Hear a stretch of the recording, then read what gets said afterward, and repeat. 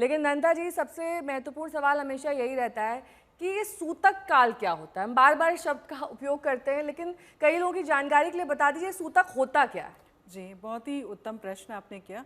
सूतक क्या होता है कि जो ग्रहण से पहले की अवधि होती है, उस अवधि को हम सूतक काल बोलते हैं। जैसे चंद्र ग्रहण होता है तो 9 घंटे की अवधि चंद्र ग्रहण से पहले वो सूतक काल में मानी जाती है, और सूर्य ग्रहण जब होता है तो उससे पहले 12 घंटे से हम तैयारी करनी शुरू कर देते हैं, क्योंकि जो रेज़ होती है ना, तो आपकी जो हार्मफुल रेज़ आ रही होती हैं उसका इम्पैक्ट आना शुरू होता है ग्रहण से पहले से ही।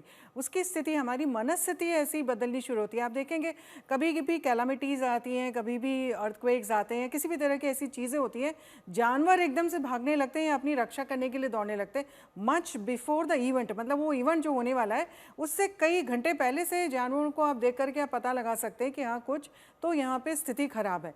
तो इसी वजह से हमारे पूर्वजों ने ये बात उसको देखा, उसको एनालाइज किया, और इस वजह से एक सूतक काल रखा, क्योंकि सूर्य की किरणें बहुत ज़्यादा स्ट्रांग हो जाती है। चंद्रमा में तो सूर्य की किरणें पड़ती हैं, फिर हमारे ऊपर पड़ती है, तो इस वजह से सूर्य ग्रहण के लिए सूतक होता है वो 12 घंटे का होता है। यानी कि 12 घंटे तक का में ग्रहण से पहले आप अन्न का ग्रहण ना करें आप, क्योंकि उसमें ऑलरेडी रेज में इम्पैक्टेड होते हैं। बैक्टीरियल जो इम्पैक्ट्स होते हैं, जो नेगेटिव बैक्टीरियाज होते हैं, वो ज़्यादा एक्टिवेट हो जाते हैं।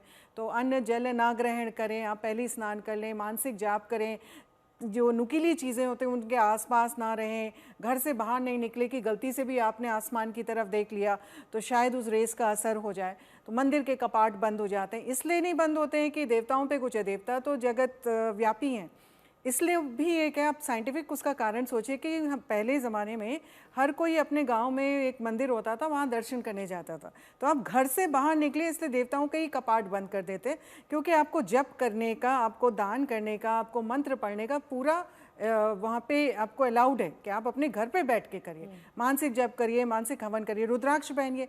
इतना सुंदर समय ग्रहण का टाइम जो आप रुद्राक्ष धारण करें, मंत्र सिद्ध करिए, यंत्र सिद्ध करिए, अपने आसन को सिद्ध करिए, जिस आसन में बैठ के आप जाप करते हैं। आप देखिए, और कोई जल लेकर के आप जाप करें, वो जल में इतनी पावर्स आ जाती हैं, क्योंकि वाटर में रिटेंशन पावर होती है, आप जो भी बोलते हैं उस चीज़ को ग्रहण करने की। और फिर उसके बाद उस जल को पीजिए, घर वालों को पिलाइए, उस मंत्रों से भरे हुए जल का घर पे छिड़काव करिए। तो ये सूतक के टाइम पे इस सब चीज़ों का ख्याल रखा जाता है कि आप ये सारी चीज़ें अननेसेसरी ना करें।